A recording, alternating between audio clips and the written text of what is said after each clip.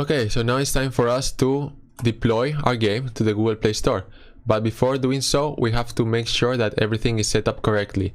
So to do this, first of all, we're gonna make sure that we have the actual banner ID in our code. So let's go to the AddMob script, and if we go here to where it says request banner, to the request banner method, we can see that we have the test ID, but we actually don't need this. So what I like to do is that I like to come and cut this and come and paste this in a comment. So I like to have the test ID in a comment, and in here, what I want to put in here inside these quotes is the real banner ID. So the banner ID is the one we copied in our text file. So it's the one we have in here. I have it over here. I have copied it over here. So come and copy and come and paste it. And if you don't find it for whatever reason, just go to Google, go to AddMob. So once you are in AddMob, go to applications and go to the application that we created, Flappy Tutorial. And then you can go to add blocks, and in here you should see the ID of the ad block that you created. We created a banner, and this is the ID. So you can just click here to copy it directly. All right. So now that we know that and we have pasted our real banner ID, now we are ready to publish our game to the Google Play Store and make sure that the ad is actually going to work. Okay, so one more thing that we need to do. So save this script and let's go to our Voxel Posters Manager script.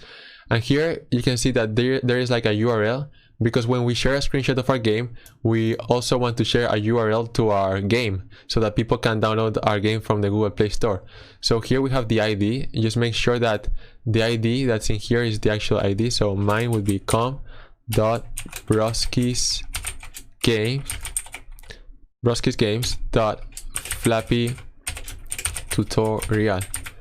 If you don't know, if you want to make sure that you spell this correctly, go to the Unity editor, go to File, go to Build Settings, go to Player Settings, go to Resolution and Presentation, no, to Other Settings, go to Other Settings, and this is the ID of your game. So come and copy, go back to the Visual Studio, and you can come and paste it just to make sure that it's well spelled. Okay, so now that we have that done, one other important thing that I want you to know is that, first of all, let's get rid of this. Okay, so I want you to know one thing. So let's go for one moment, let's go to the menu scene.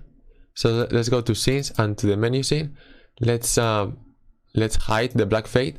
And one thing that I want you to know is that Google is very picky about users using the Flappy Bird name. So if you leave this Flappy Bird name, Google might be picky about your application and see that maybe think that you're getting more downloads because of this name. So Google might shut down your application. So one way to prevent this is to actually change this Flappy Bird. So the only thing that you need to change from the game is this Flappy Bird title, so that Google so just that you make sure that Google does not shut down your application for this. And that's the only thing that I want you to know, to take into account. And now we are ready to set up our application for the Google Play Store. So we need to go to File, Build Settings, Player Settings, and in here the first thing that we're going to do is that we're going to select a default icon. So to do that, let's go to our Flappy assets. So to our Flappy assets folder, and let's go to our sprites folder.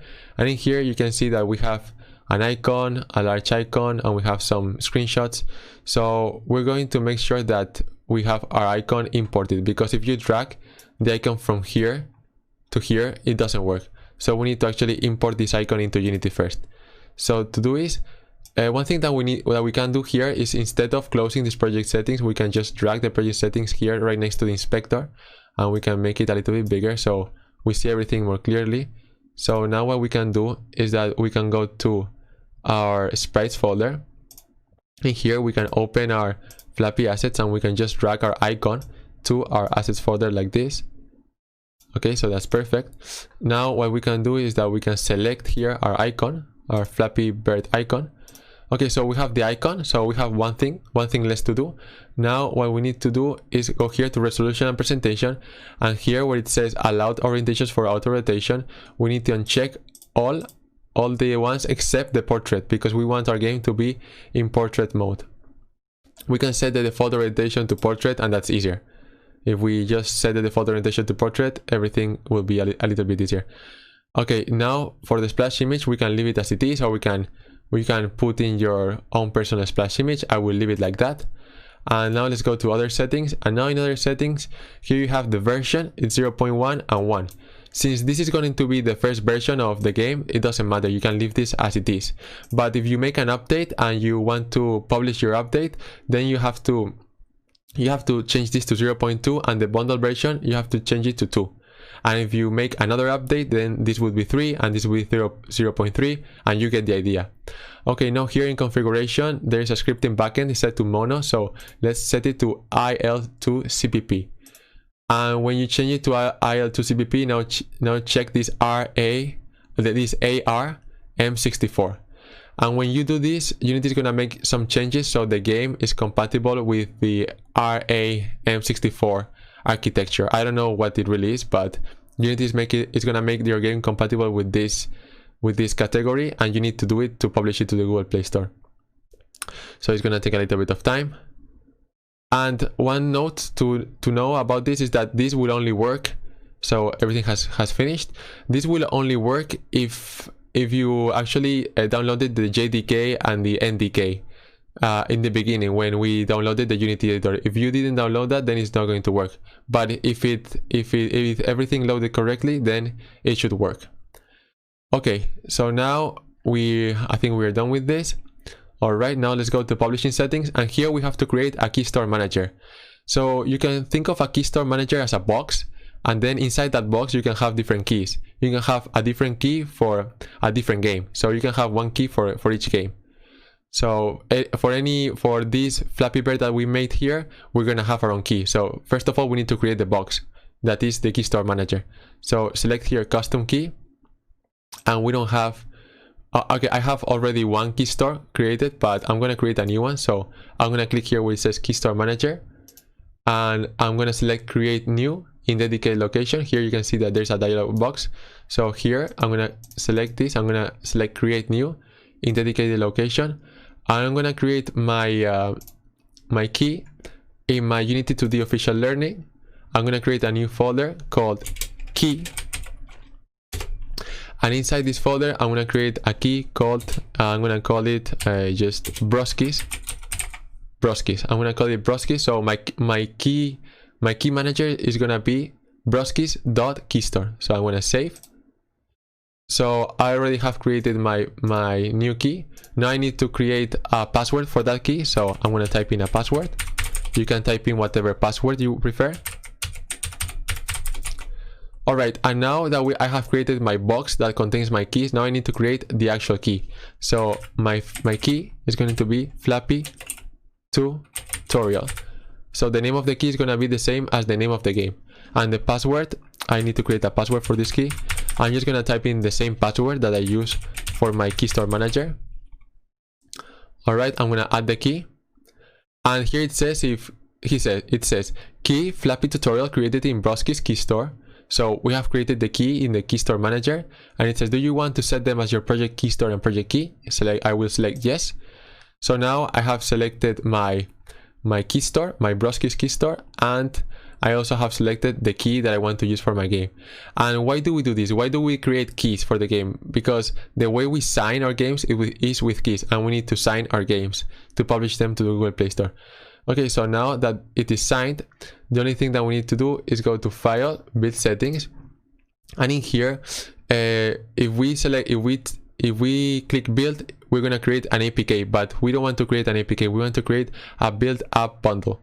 So basically, you can upload your application to Google Play in two formats: by creating an APK or by creating an app bundle. I recommend that you create an app bundle because it's better for performance.